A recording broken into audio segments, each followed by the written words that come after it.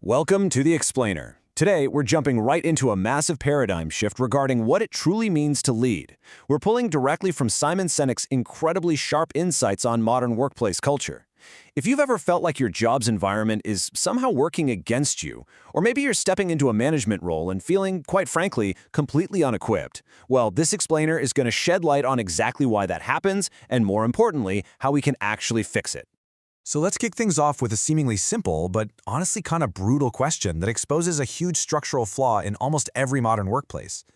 Why do we have so many managers, but so incredibly few leaders? We've got companies absolutely packed with directors and executives, yet genuine, inspiring leadership feels like finding a needle in a haystack. Why? Well, it's not because people are just naturally bad at leading. It really comes down to how we structure career progression. Section 1. The Manager versus Leader Trap. To really wrap our heads around this trap, we just need to look at the typical corporate promotion path. It's wild because it brilliantly illustrates how we literally set people up to fail. Think about it. When you're junior, your only job is to just be good at your job, right? Companies give you a ton of training for this, software crash courses, off-site workshops, the whole shebang. So step 1 and step 2 make total sense. You work hard, you perform well, and you get promoted. But then we slam right into step 3. Suddenly, you're promoted into a position where you are now responsible for the actual people doing the job you used to do. But nobody shows you how to do that part. We just assume you'll figure it out. And because of that, we end up with micromanagers instead of leaders, mainly because they actually know how to do the job better than the team they're now overseeing. And that brings us to a crucial point, perfectly captured in this idea right here. True leadership requires a total mental transition.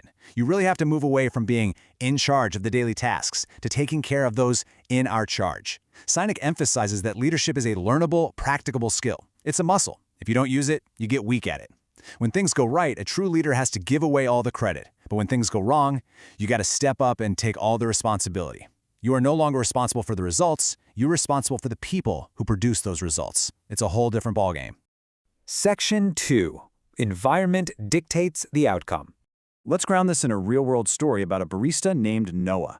What's absolutely fascinating here is that Noah works at both of these places. Sinek actually met Noah at the Four Seasons, where he was engaging, fun, just giving fantastic service. When asked why he loved his job so much, Noah said that all day long, managers, literally any manager, not just his direct boss, would walk past and ask if he needed anything to do his job better. He felt he could just be himself. But then Noah casually mentioned he also works at Caesar's Palace. And over there, managers just try to catch employees doing things wrong. His strategy at Caesar's is literally just to keep his head under the radar, get through the shift, and collect his paycheck. Same exact guy, two entirely different experiences and outputs. This totally flips the script on a massive corporate obsession. You know how we're constantly obsessing over hiring the right people, making sure we get the ultimate talent on the bus? But the truth is, it's not the people, it's the leadership. Even the absolute best people will completely fail to thrive in the wrong environment. If you build the right culture, you get the amazing, fully engaged version of Noah. If you build a culture of policing and paranoia, you get the version of Noah who's just trying to survive until clock out. Section 3. The true meaning of empathy. Which brings us to a concept that gets massively misunderstood in the business world: actual, genuine empathy. We talk about it constantly, right? But we rarely practice it when the chips are down.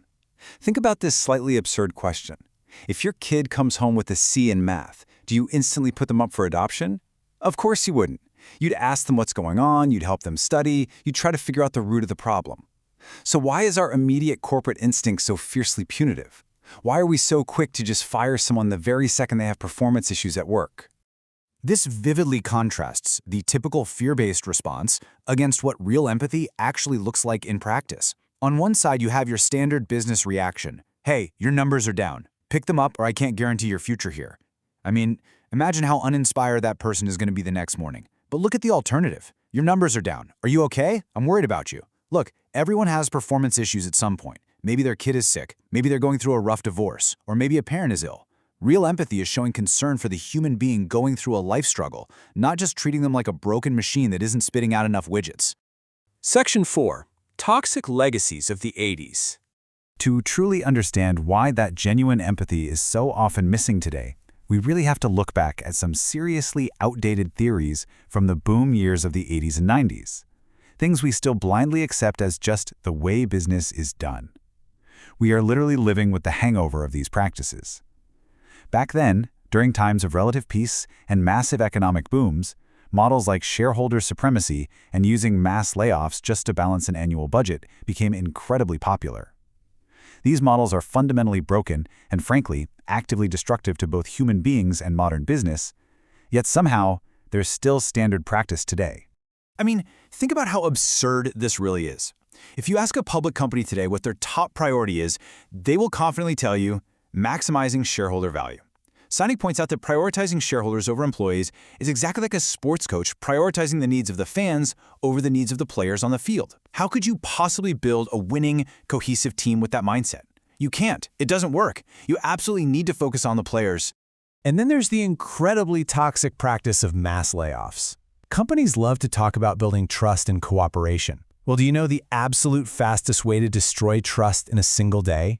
Announce a round of layoffs just because the company missed some arbitrary spreadsheet projection. When a company uses people's actual livelihoods to balance the books, it sends a crystal clear message to everyone who kept their jobs. This is not a meritocracy. We do not care how hard you work. If the numbers are slightly off, you are out of here. It instantly creates a culture where everybody comes to work terrified. Section 5. The power of vulnerability. And that constant humming fear we just talked about, it directly destroys the final and maybe most crucial element of leadership, vulnerability. Now, when people hear the word vulnerability at work, they usually roll their eyes. They think it means walking around the office crying over your coffee, but it doesn't. What it actually means is creating a psychological safety net. It's an environment where an employee can raise their hand and honestly say, "Hey, I haven't been trained to do this," or "I really screwed up," without the sheer terror that admitting a flaw is going to put a massive target on their back for the next round of layoffs. Let's look at how a total lack of vulnerability builds into the ultimate trap for a business. If a company operates on fear, nobody is ever willing to admit they made a mistake or that they need help. So what do?